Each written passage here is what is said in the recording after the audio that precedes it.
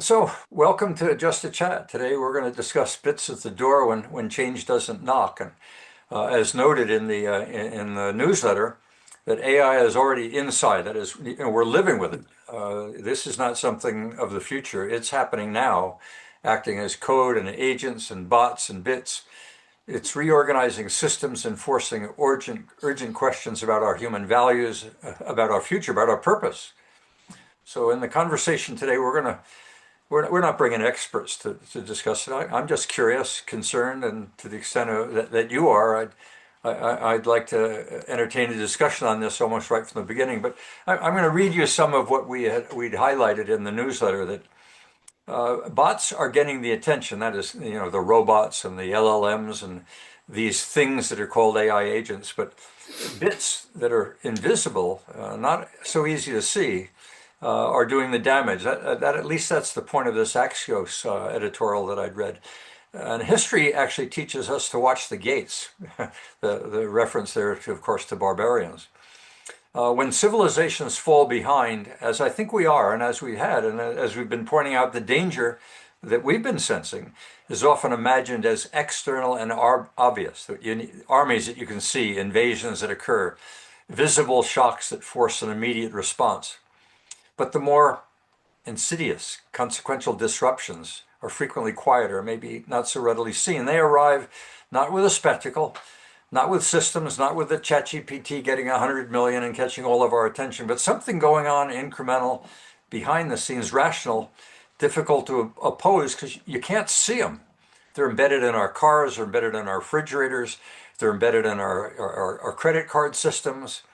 This is the moment we now face with artificial intelligence, but not the one that's so obvious, not the one we've talked about, not the one that the media gets people discussing, but something that's rather invisible. The editorial stirred by the recent article that I read from Axios on Behind the Curtain posed a deceptively simple question.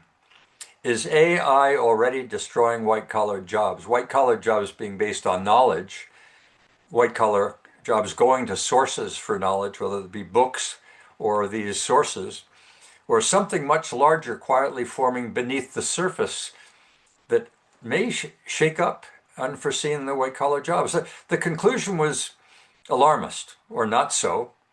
It was unmistakably cautionary. It said that while there is little evidence of mass job disruption today, 5 converging developments suggest that the foundations of white-collar work are being systematically re-engineered, and then it goes on from there. So, to what extent did any of what that article shared resonate with your own perspectives? And I don't know whether any of you really pay any attention to bits versus bots.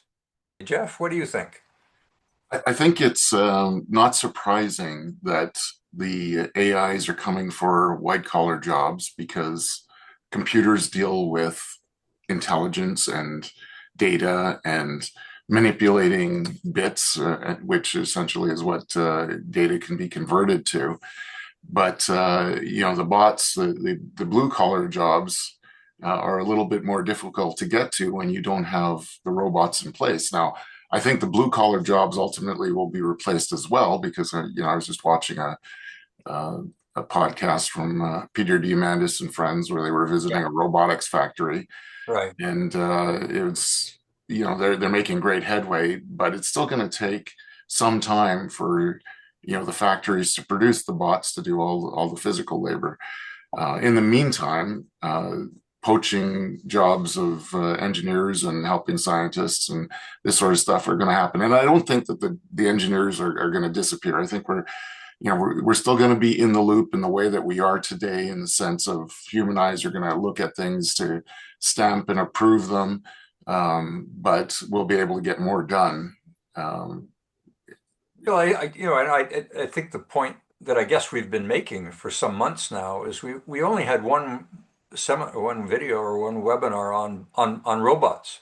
Most of our discussions are really about the bits, the decision support systems, the workflow automation, the professional assistants that take a role in judging and synthesis and execution. That's really where we've been spending most of our time and most alarmed. So we as a group have not been ignorant. We just haven't used the word bits. We haven't used bits or bots.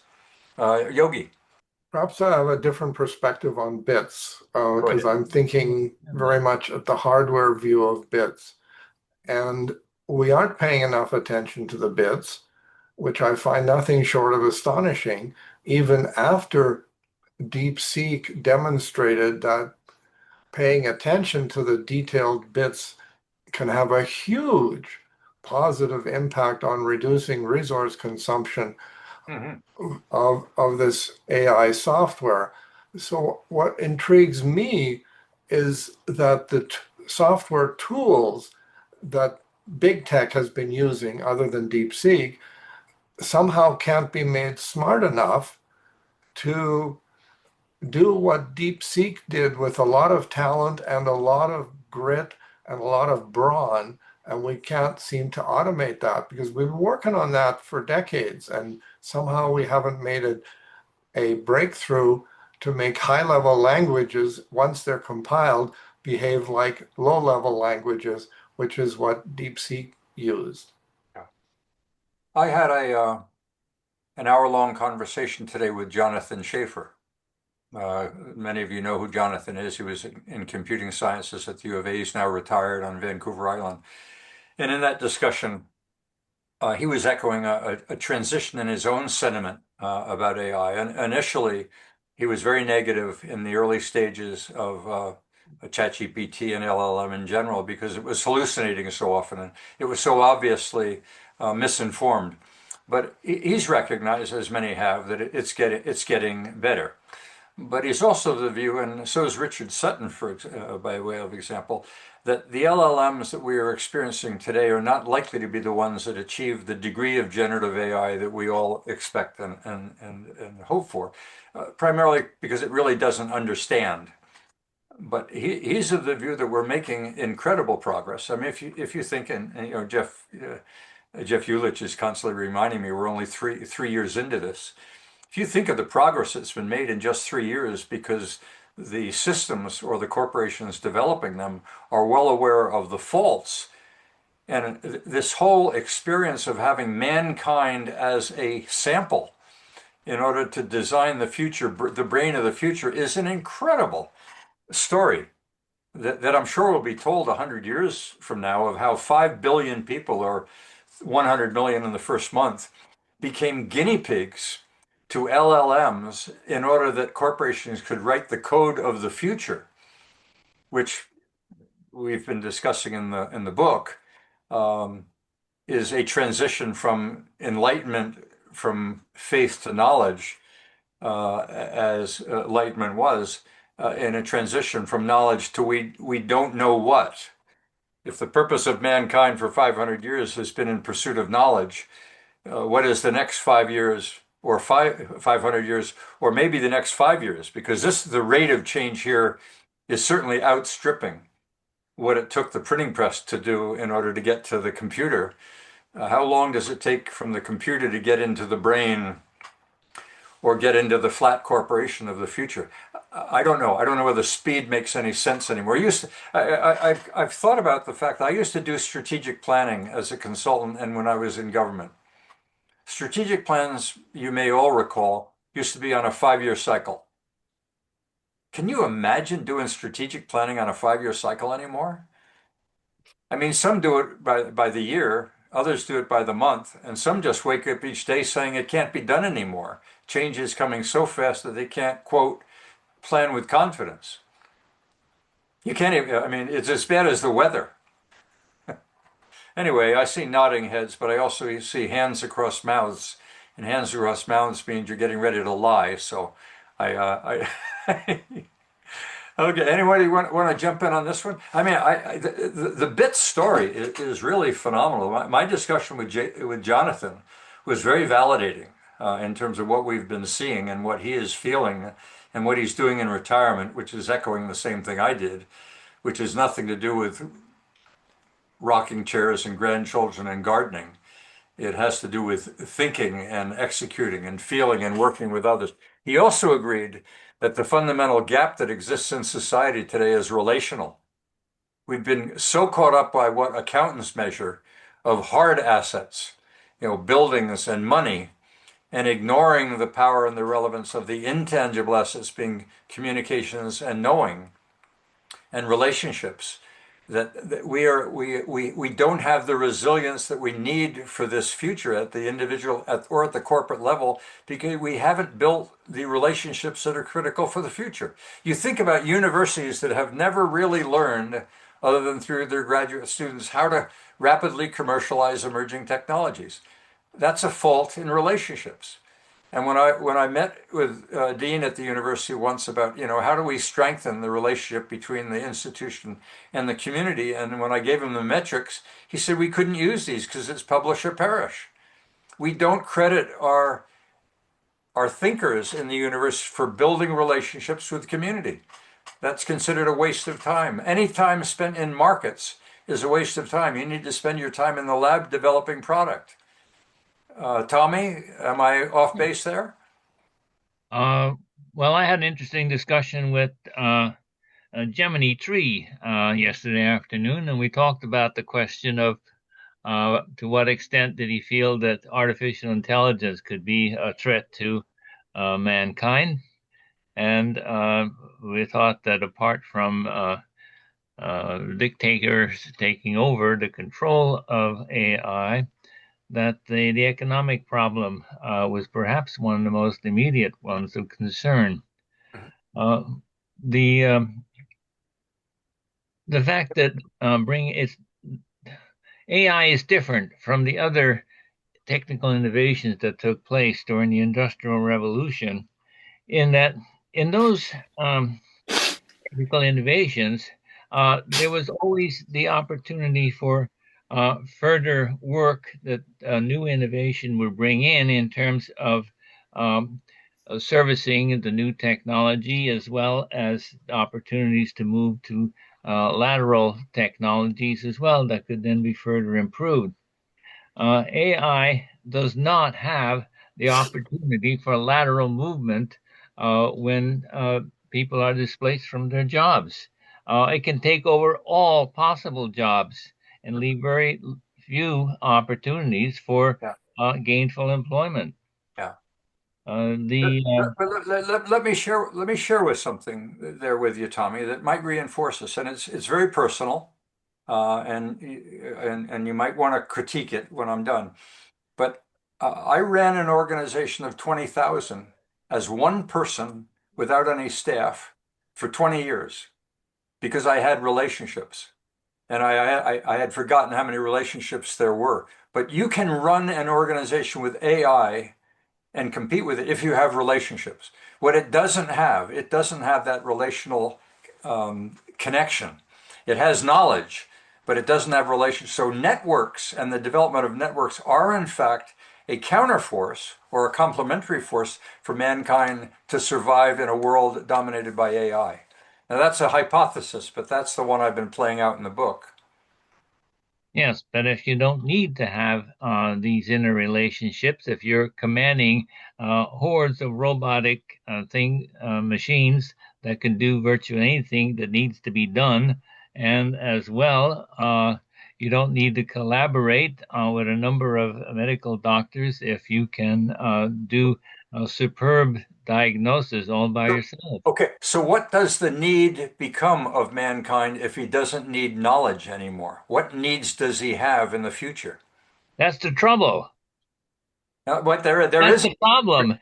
but There was no solution to no, that. but The but worst thing that we would come to was the but problem of how to even get people be gainfully employed. but this now Uh, forget the employment piece for a moment because that's sort of the past. If you think about what do you need other than a job? What if your job is taken care of? If we were in a world of abundance, what would you need when you get out of bed in the morning? What would you need in the course of your career and your life besides what we've needed in the past? Most of the things that I find interested in need are, in fact, Exactly. information and informative, It- apart from the fact yeah. of just plain sheer entertainment. Right. So How in a much way, energy you gonna have humanity doing nothing but entertain itself from there on? no, it's Entertain itself by painting and drawing? Who's going to buy all these paintings? Who's going to care? Yeah, but you are translating art or creativity into something that's a historical. You in a way, because I know you, have spent a lifetime probably living the world of the future, which is a world of curiosity, a world of going out into discovering. You've spent most of your life doing that. Yes, You've and been living what I think may well be the future for at least half of the population that is in the know, with the other half being taken care of. You may be in that cohort, the upper half, that's spending its life in entertainment, meaning in gardening. And I don't mean ballet and art as you've seen in the past, taking all of that knowledge and using it to express in completely new ways, like Da Vinci did. Da Vinci didn't have what we had, but Da Vinci was out there inventing a future. Okay, I get carried away there. Bill, no, Yogi, or not Yogi, Randall, you were first. Are you still there, Randall? He got frustrated. He bailed out. No, I'm still here.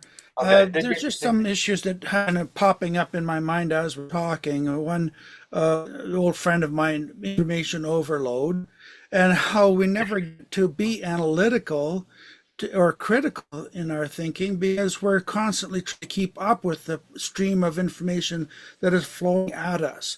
And but I, we also, every piece of information we get, we reference to the past. We are constantly reflecting on our life as it has been. Few people spend time, Tommy's a little different, thinking about what we are learning today as it relates to what we might do in the future. Very few people think about live in the headlights. yes, it's true. And, we're all should be looking at what's meaningful, and I think that we're losing the capacity to create meaning.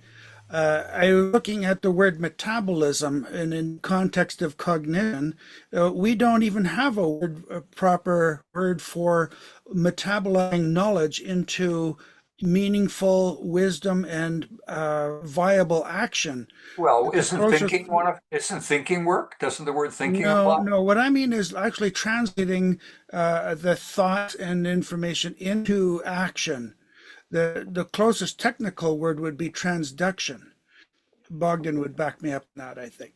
But the point is that we have been just filling ourselves with information and knowledge that go nowhere. It's just fascinating. It is like you were saying, just an entertainment world, like we're in the Matrix when we're all just Well, operating from. that's sort of the attention economy is what kids are sort of stuck in right now. And I'm seriously thinking of doing a webinar next week on what's going on with kids not having learned how to read. The I thought longer this was incidental. Apparently, it's epidemic, and it isn't just driven by COVID.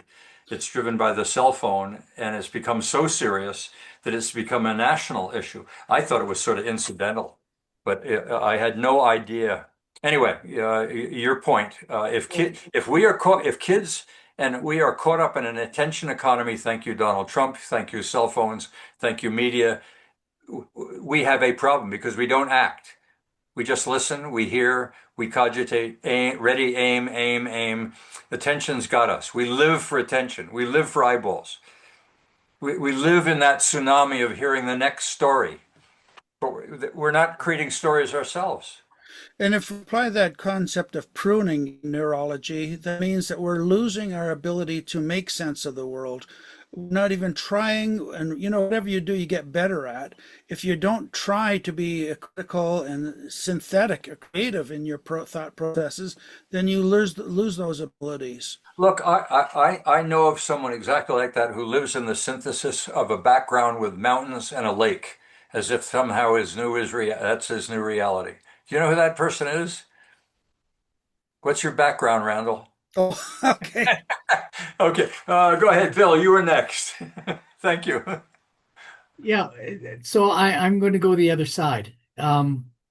Absolutely, AI and all of that is disruptive. But I remember a story written by a 16th century person who was lamenting about the pocketbook and that kids were taking the pocketbook to the dinner table and reading and it was disrupting society at the time, and it was a great evil and Yeah. the devil's work and all of that. It takes time for, pardon me, takes time for society to adapt to a new medium of knowledge and education. And what AI actually is doing, and I reference the two Jeffs here that we've had some dialogue independent of the KEI, and Jeff Kramer there with very innovative thinking. What actually is happening is the ability to combine and coalesce the vast information and knowledge out there into a coherent idea. And I had a great meeting with a young man today who um, came up with a wonderful idea. It has constraints and a whole bunch of issues that are need to be developed, but just the innovation of his thought. Um, what is happening is we no longer we've moved from the data to the information to the knowledge world, where we can correlate knowledge now and apply our wisdom. I am not at all threatened by the future. I think the future will be brilliant. Yes, it's going to take time for people to figure out that they need to apply their wisdom to the knowledge aggregation that AI can provide. And yes, there's going to be transition. It's going to be rough and it's going to be pebbly and a lot of potholes. But I think we're going to come out of the other side where the real human capacity of wisdom is going to be exposed. And Yeah, who cares about the data? Who cares about the information? It's the wisdom of well, in data. the short form of what I think you're sharing with us is the transition from one age to another age is very tumultuous and very uncertain and very unsteady for many. And often they're called Luddites and they want to go backwards. There are others that don't want to go backwards, but would like to have at least some clarity of where the hell we're going because everything seems unstable. And I guess in a way I'm one of those.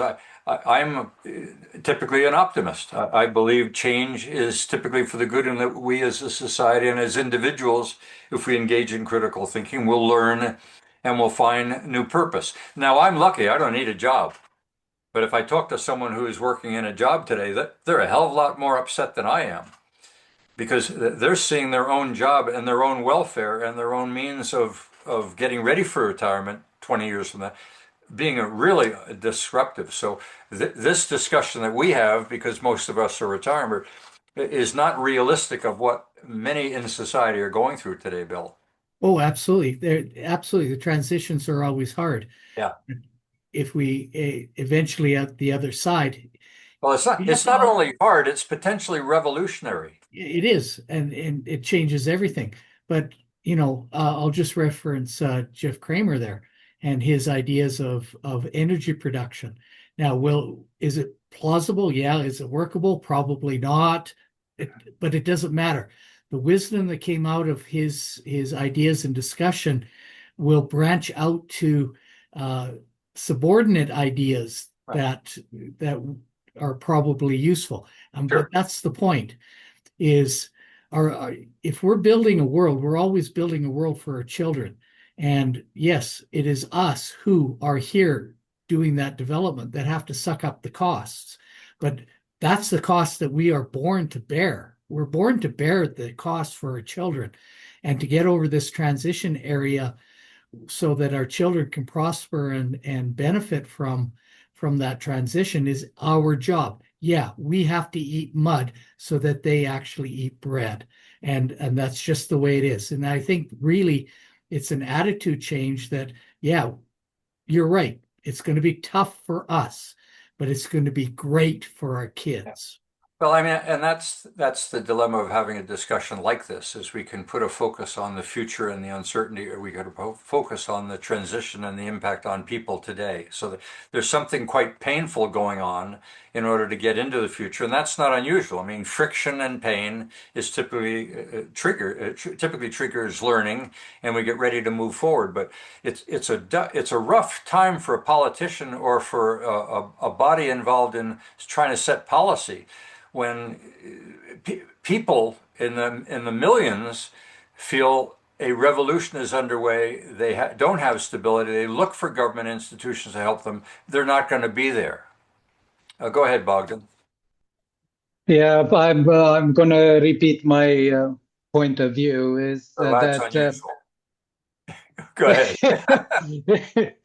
um, as you know, Perry, as our brain and mind grows from fecundated cell upwards, there is initially a tremendous growth.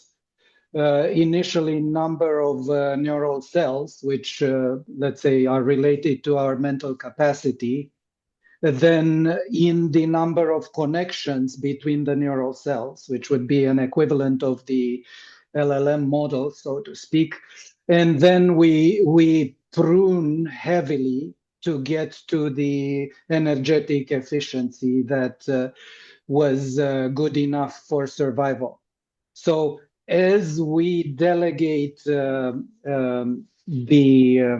let's say the standard knowledge, my expectations are that if we adapt education and child growth to the new technological context, the growth and pruning would be different. And biological minds have capabilities that artificial minds do not replicate, and such do not have yet. Okay, I want to pick up on 2 points. One, I think we underestimate the capacity of the brain Yeah. to process information. We are only using a small fraction, and so yes, we're being challenged to use more of the brain than we have used in the past, but we've got plenty of capacity there that's underutilized. Yeah. The second point is you mentioned education. Where are we going to help people make that transition, that confidence in their own personal sovereignty to live in this new future? Because the educational system as we know it is not geared up to doing this. Yeah. They're not geared up to helping the individual become a stronger self. They're being geared to create an individual to be a civic, public, acceptant, stable. Yeah. That's not the person of the future. The person of the future is confident as an individual with a strong ego and has suppressed somewhat this need to always satisfy the public. That's the lemming. And I think what we're creating in our educational system today is potentially a lot of lemmings. Yeah. I'm not referring to education as we know it. I didn't think you were, but I wanted to make that point. I'm like to be provocative. Yeah, I'm referring to actually stimulating the mind at foundations that are not talked about nowadays, but the AI tools would assist us to address. We have the whole regeneration of control capabilities of our mind that replicates the experience that life has had over the 3.5 billion years, that carries wisdom of a depth we don't smell yet. Our generation, we have been pruned to survive in a three-dimensional space plus time. Yeah. We don't sniff that, so to speak.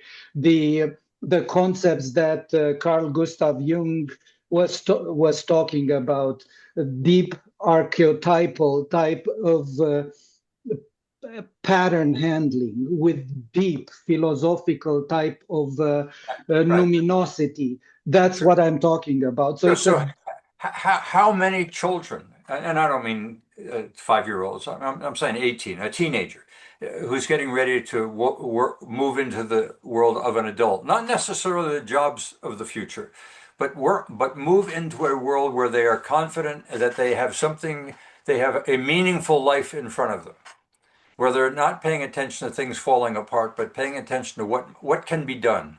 And we saw that in the Youth at the Crossroads series. We saw some young people that were not afraid of the future. They were dealing with the future on a day-to-day basis and quite confident that they had the skill sets, relational and otherwise, in order to make it through that transition. There are many that cannot, that need some coaching and guiding. But where are they going to get that? Because the parents are lost. So where does the generation that is coming into the future? going to get that new education from? new AI aware Yeah. specialists. This is a new wave. It is a transition. It is going to be, as Bill said, hard. It's going to require for us to hold hands, so to speak. Yeah. It's going to require good government and good civic engagement. And The of course, to do that, you first have to, as a society, accept the fact that change is called for and not be committed to maintaining the status quo and generating fear to everybody that says we need to fight this thing. Most of our society today is giving out information about how to fight and resist, not how to prepare.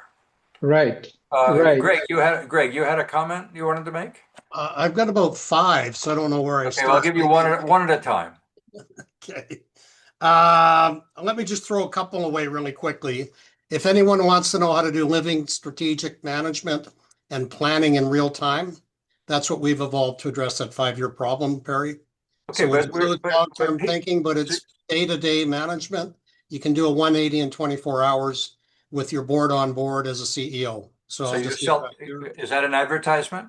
No, that's just you had mentioned strategic planning not working about 20 minutes ago. Well, I mean, So we've it's not developed that a it way to isn't working. address them. I So if don't know anyone anybody wants to that's hear doing about it it anymore. for free, I'm not selling anything. In fact, I don't charge clients anymore. I have them pay forward the value I create for them into their community. So it's not an advertisement and I don't advertise anymore. In terms of the future, this question about AI transition, if you want to call it that, I'll just make the point that it's kind of a question for me is how is the AI we're being exposed to being used? And whether people are being disrupted by this or whether they're being reinforced by AI comes down to, and the analogy I would use is basically, are you using AI as a generative tool to do your homework? Or are you using AI as an agentic tool, as Don Tapscott's new book, You to the Power of Two, as a right wing person that's going to help you do your business better, address your challenges, address your opportunities. And I'm a simplifier. And an analogy I would give you is when Google showed up, do I use Google just to find the answer to something I don't know? Or do I take what Google gives me and I apply it critically to a problem? And that's the difference between generative AI and agentic AI. And a lot of people don't even want to do generative AI because they're all pissed off because they're going to be out of work and they're on social media for 5 seconds per swipe and they don't want to even think about delving in. And a lot of them don't want to do agentic AI because they're not even on board with generative AI. So that to me is some of the disruption.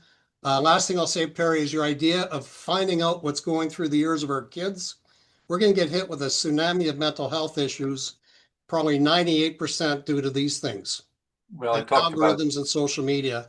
So I completely applaud your idea of Well, finding out what's I'd going like on to with our talk to you kids. further about that, Greg, because the editorial that I have for next week is probably not going to be the one I've already written. It's going to be a new one because I was exposed today to real concrete, solid evidence of what has happened to kids not knowing how to read.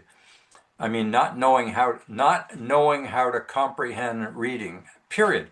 And this isn't lightweight stuff. Why don't Yes, you don't have to read, you just have to that be able to read, look at a meme that and swipe it. that's part of it. What is also going on, of course, was the post-COVID where they were in lockdown.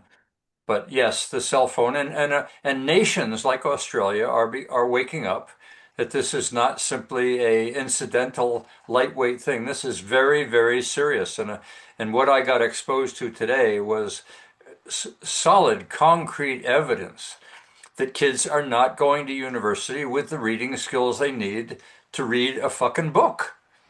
So why are They kids can read a picking up stop sign. guns? They can Why read a stop sign, but they can't even read a question for a high school exam. They can't read the question and know what the question means.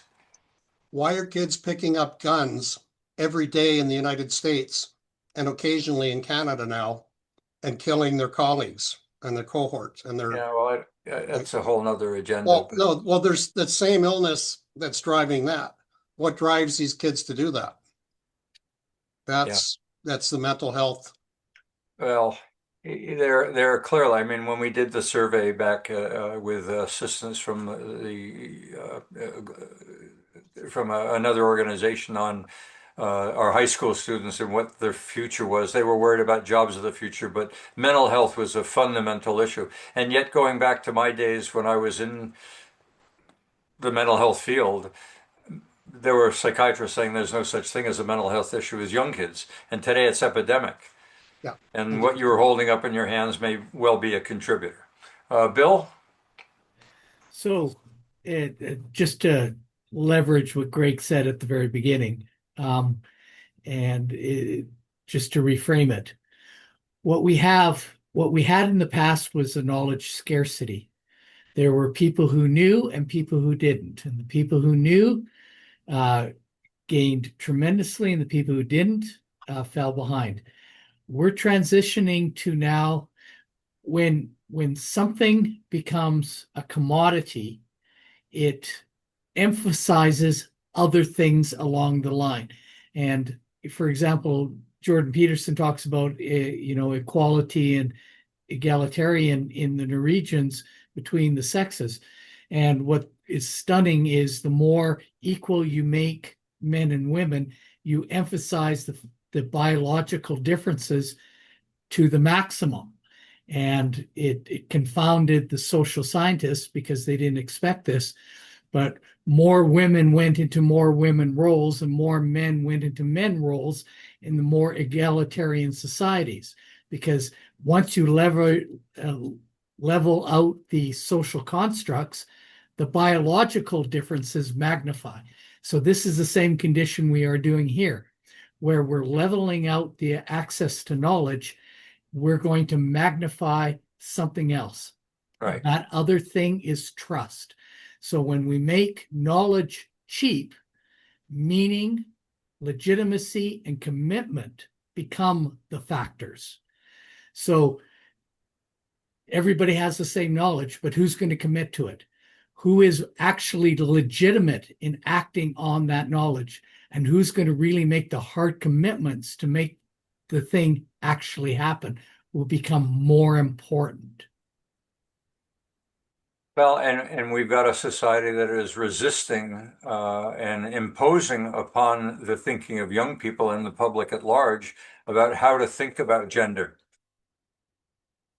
Because they didn't like the gender model that we had in the past of there being a boy and a girl. There need to be multiple forms of gender. And we've got young kids all screwed up. I gather 1 out of every 3 kids today at school believes that that they are suffering a gender issue. 1 out of 3.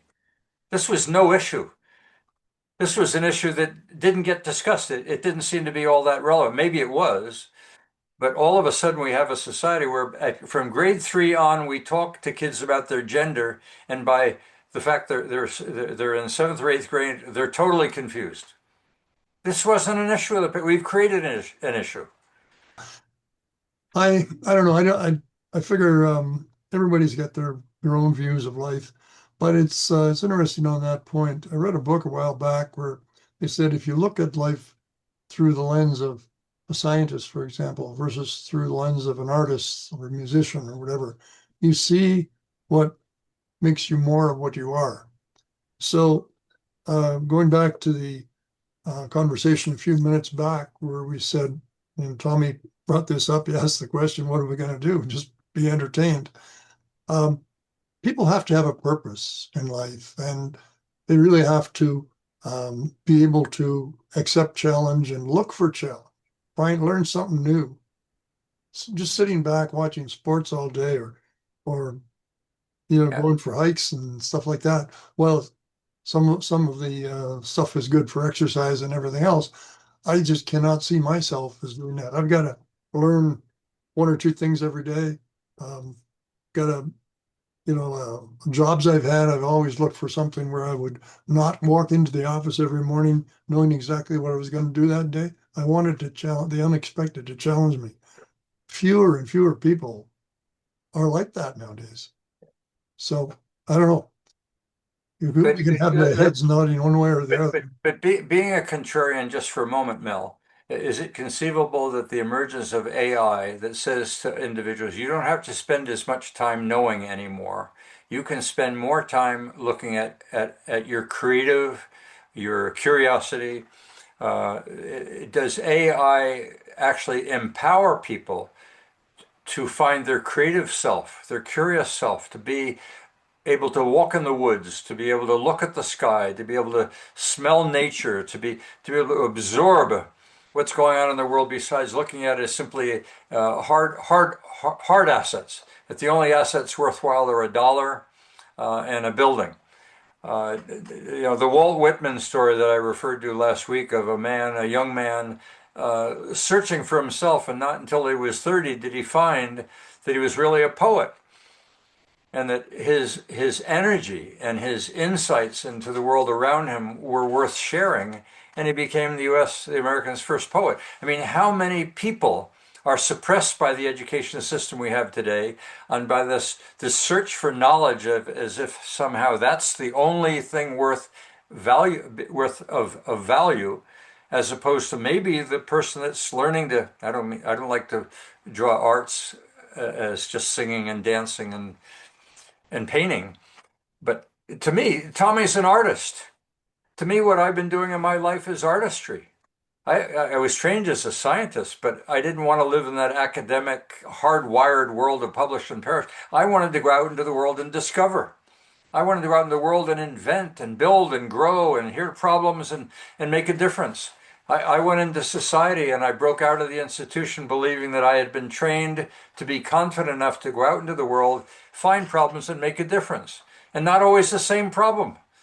One problem for 12 years, another problem for, and I'm not portraying myself, this is not an ego trip, but I think there are many people who really have want in their life to be existential and to experience life in the multiple dimensions that they can have, and to be curious and get up in the morning and look at the sun and smell it's another day and I am going to find something and invent, whether I'm a farmer looking at my fields and loving my plants, or a guy running a fish store and loving his animal. I mean, there's a way to live life joyfully, but it takes personal sovereignty and confidence to go out there and do it.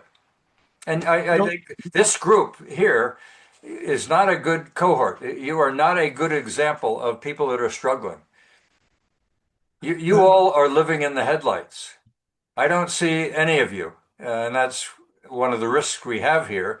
We're all pretty confident that we are empowered and able to manage our way into the future. We're also older, and most of us are probably put our retirement together. We're in reasonably good shape, except Greg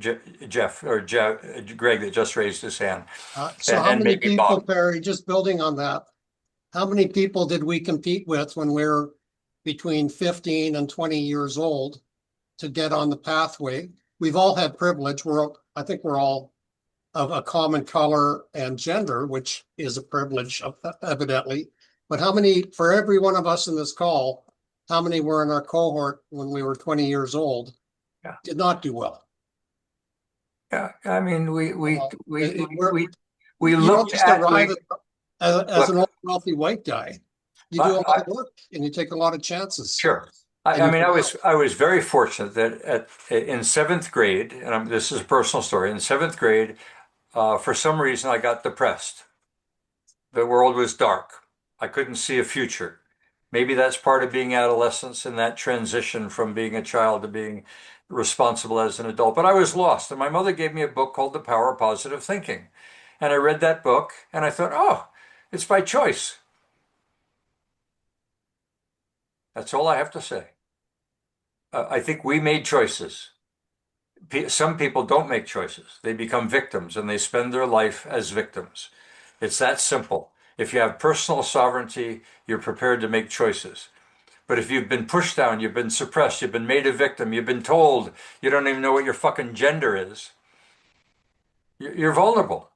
And you spend your life feeling I'm vulnerable. I have nothing to offer. Everybody has something to offer. I dealt with the most severely handicapped individuals that you can imagine. And there was grounds for hope. There was grounds for getting up in the morning and learning something to make your world a little bit better, and maybe even to make the world at large a little bit better. But we don't raise kids that way. We raise kids to be worried about public issues of people drowning in Australia, or what the plight is of people in Afghanistan. We're not building personal sovereignty bottom up. We're asking them to be a civic citizen and worry about the world at large before they have even established a foothold themselves. They hardly know how to walk, much less think about being a civic citizen. We push them way too fast into wanting to become a public entity as opposed to being personally strong. We're teaching kids to be distracted from local to global issues. It's just part of our nature. And of course, as adults, we've already processed the local as much as we really need, comfortable in our lives. But we're then trying to process things on the bigger scale. That's one possibility. I mean, I think you raise an important point, but what is the root cause of this? Well, you've talked about the attention economy, which is not being driven by an individual. It's being driven by markets that say, I want your attention, and I can create sizzle, whether I'm Donald Trump or CNN. I will capture you. You will become my slave to what I want you to pay attention to, and you will never have purpose. Your purpose is to pay attention. And you spend most of your day opening up your cell phone to get excited about what is they going to feed me today. And the appetite that I have is to get that endorphin rush. I am now excited to learn about what happened in Timber Ridge, what happened in Afghanistan, what happened in Australia. I know nothing. I spend no time thinking about me and myself and my purpose and my future. I am a civic citizen. I've been captured by Brave New World in 1984. And it becomes, your personal has become progressively boring because you aren't doing anything interesting. You are essentially dead as a person. You are a public citizen responsible to the public at large, and don't be selfish about what your gender is, about what your needs are. You need to give up that selfishness and give yourself to society. That is bullshit. And that's what kids are being taught. Go ahead. Go ahead, Greg. 20-second comment. Perry, that's just good capitalism. If I can have my social media platform algorithms mining data trails left by people who choose to be my customer, I'm just serving them what people want based on their preferences. So they spend more time in my system, and I can sell ads for more and make more money. And that's the capitalist business model at work. And it's no different why we have alcoholics when people discover how to make bourbon, and suddenly you got a bunch of drunks or a bunch of people with lung cancer who smoke. There's all these things that give pleasure, that fulfill wants, and the downside is you get addicts. We have kids that are addicted. I feel compelled to argue with you on that. Please do so. But the reason is as follows. When I watch television, capitalists own that attention-getting device, and I resist it. I mean, I personally, almost when I see a certain types of ads, I say no way. There's no way. I mean, I do like Buckley's Tastes Bad, but it's still good for you. I do like that one, but I resent that attention economy. I resent that economic pressure. Yep. So I have personal sovereignty, and maybe many people don't, or they wouldn't spend the billions on advertising that they do. But it takes a certain citizen in a capitalistic society to own themselves and not get sucked into that. And I'm 100% with you, Perry, on the attention economy. We have a 5-channel PVR thanks to Shaw Cable that I'm able to skip through everything. I love Netflix because we pay our X dollars a month. Sure. We're on Amazon Prime because my wife likes to get her deliveries in 24 hours. And I hate the fact that Amazon Prime is now shoving 2-minute commercials before you watch anything and interrupting your watch. And we're paying them a monthly fee. Like, it's rebundling. Like, it's bad enough they're taking our data and killing our kids, but they're taking our data, feeding us stuff and charging us for it now. No better than the old cable providers when there's one and cable people got service. very upset about ChatGPT saying it's going to start putting advertising. I mean, I don't know how many of you would like to play the game of what advertisement do you hate the most, but I hate advertisement that tell you you deserve. I'd like to have, we're going to make your life better. We like to, you're going to sleep better. Your relation, you're going to be more erect. I mean, there's so goddamn much stuff out there telling you how the world is going to be so much better if you'll only take our pill and buy our product. It's bullshit. It's all you want, but it's fueled by our wants and their desire to make money. No, it's fueled by them telling us what we want and us listening. So Suncor is evil because it force energy on people. No, people put gasoline in their car and natural gas in their homes. Yeah, well, I'm talking more at a retail level. I don't see Suncor being at the advertising. I see Suncor is owns Petro-Canada, so they're trying to get you to put gas in your car. They're an evil corporation. They're an evil corporation that forces people to use energy that's dirty. And look, I looked in the tank of my car for years and I never found a tiger. So when you have a capitalist system, don't be surprised that people who are compensated to some of us listen. Some of us are above that. If you compensate folks to create shareholder value, that's what you get. And don't be surprised. Okay, so if I buy into your argument, whether it be a monopoly of healthcare or education, or whether it be something like a Suncor, if it's excessive, government has a responsibility to step in as a regulator. Government is failing us as a regulator in this world of hypercapitalism. I will go into, I'll buy into that. I'll buy into government is not decertifying professions that are not protecting their clients. When I saw that the Minister of Education is only bringing teachers in to be their advisors, that is an evidence of the regulator not understanding. It's not the teachers that have the problem, it's the student. We've heard that rant, Perry. We totally know what you're saying. I have a problem trusting the federal government of Canada to regulate national technology and like algorithm-driven addictive technology fed to people. Well, when they spend $5 billion on a system so they can pay themselves a paycheck every month or every week. The beauty of AI is it is disrupting that the trust that we have established for so very long is now coming out into the open. And COVID was one of the things that broke it. But I think AI is in fact completing the breakdown. The question will be, does it take 5 years to find the future, or will it take 500? I don't know. It's happening weekly. This transition is not 5-year planning. This is a very short cycle. Real time. Yeah, and that's why I'd like to bring Jonathan Schaefer in and have a chat with him because he's a guy who's been involved in the computing science world. He's tracking it. He was part of the systems that beat Go or poker or chess, so he knows what it's all about. And while he's anxious, he's also optimistic. But he's not positive of the way our institutions are managing this. Our institutions are typically into maintaining the status quo. And they're hierarchical. They deny any evidence that is in fact conflicting with their role in society. And we don't have governments or universities or educational systems or healthcare systems that are paying attention to the relevance of why they exist, which is the patient and the student and the taxpayer.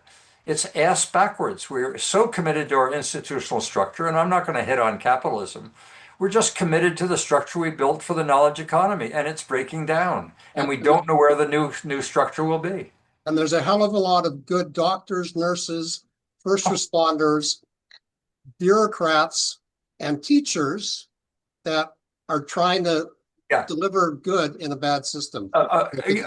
Greg, if you could echo that and say it over and over again, this is not a hate on teachers. This is not a hate on. They know that the systems that have bought them, that say they're representing their interests, are denying them to express what they would like, to have a system that is more responsible to students and patients. They're on board. But they have been co-opted by the power of the knowledge economy that said to them, we give you your credentials and they'll take them away like they did Jordan Peterson if you dare speak up about the interests of the patient.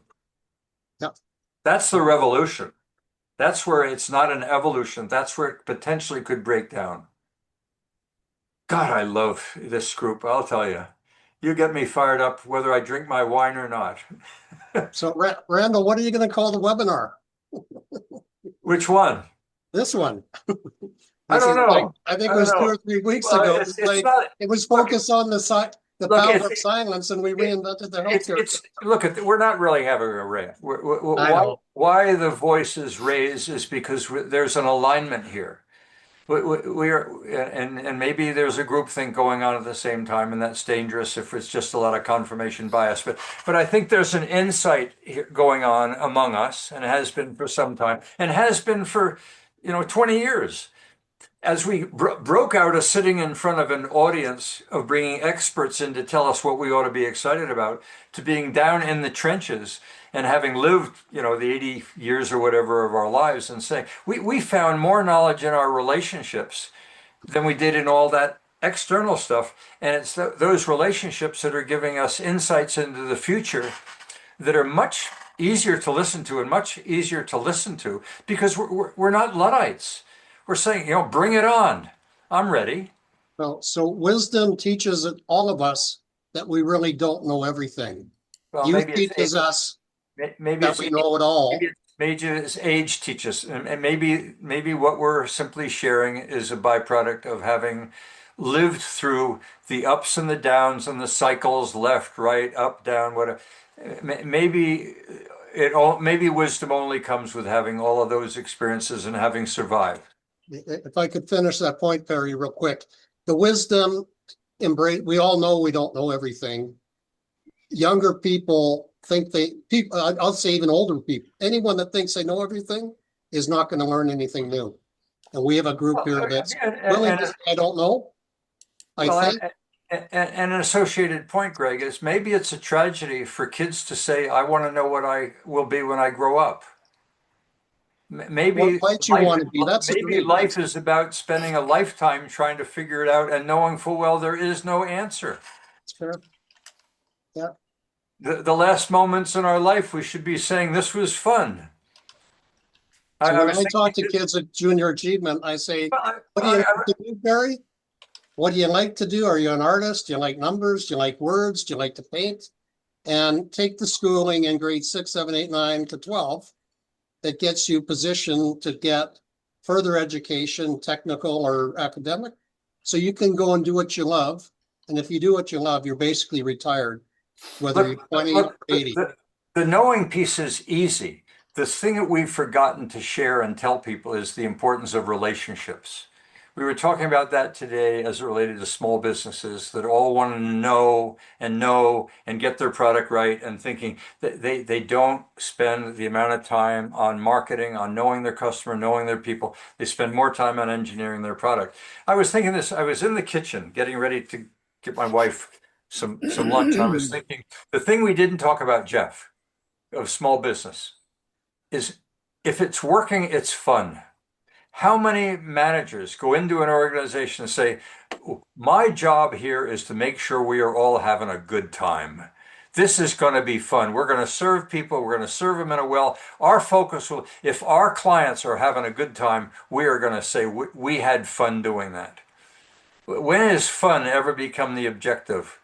I've had fun in virtually everything I ever did. Every job I ever had, even getting fired, I said, this is going to be fun. I'm going to find my way out of this, and I'm going to reflect on this, and I will reflect on it not as the most painful moment of my life, but a moment of change.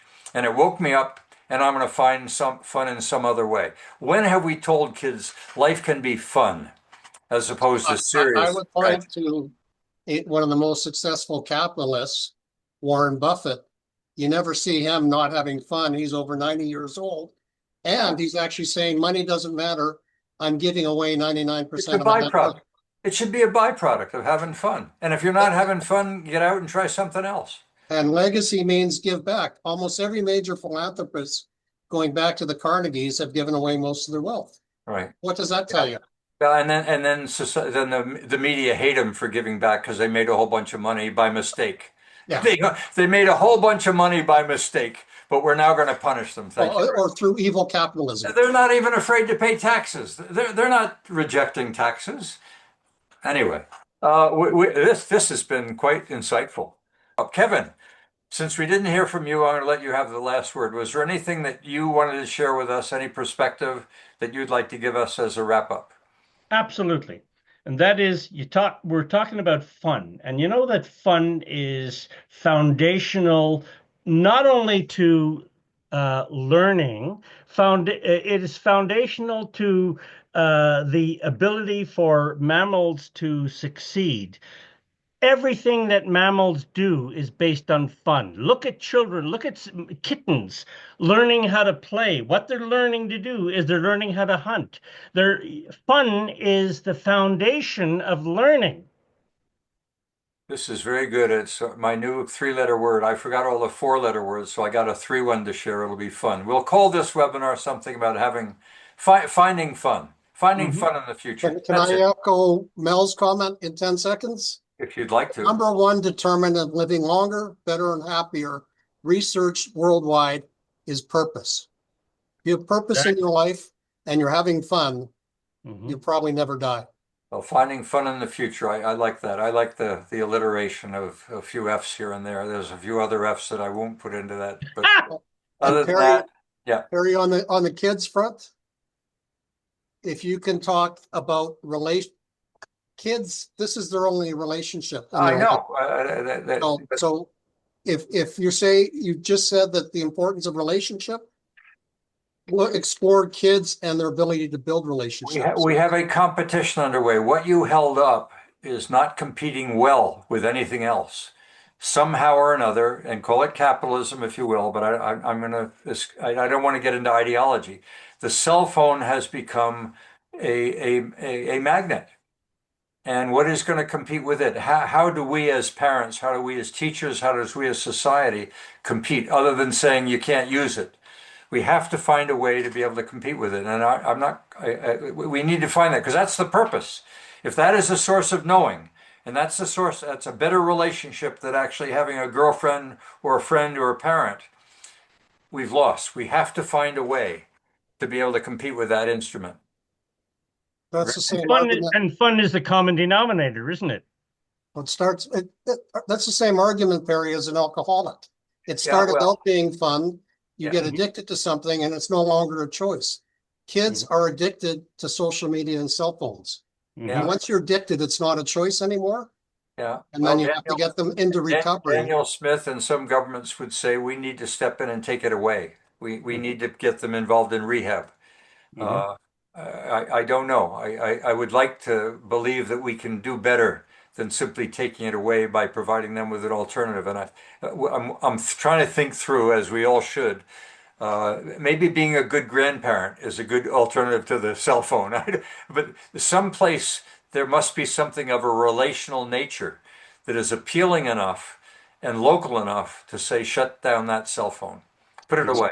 But I hear parents saying as soon as they have the kid put it away and they put them back in the room, the first thing they do is go to the cell phone. It's a magnet. Yeah, they're addicted. And we have 2 addiction recovery centers in Calgary that are among the top not-for-profits in Canada based on social return on investment. Yeah. They would both agree that connection is the way to get people out of Well, could you refer one of them to me? I'd like to interview them. I'd like to have them on a webinar and help us better understand the real issue that's out there. We talk about it, but none of us are facing it. So that's why AA was successful 50, 60 years ago, because they created community around people struggling to hear that, Jeff Ulich? There's just another example of creating a commons, and within that commons, finding an answer for your future as opposed to looking to some hierarchical answer. Okay, I'll leave it at that. This was fun. I had a good time. Goodbye.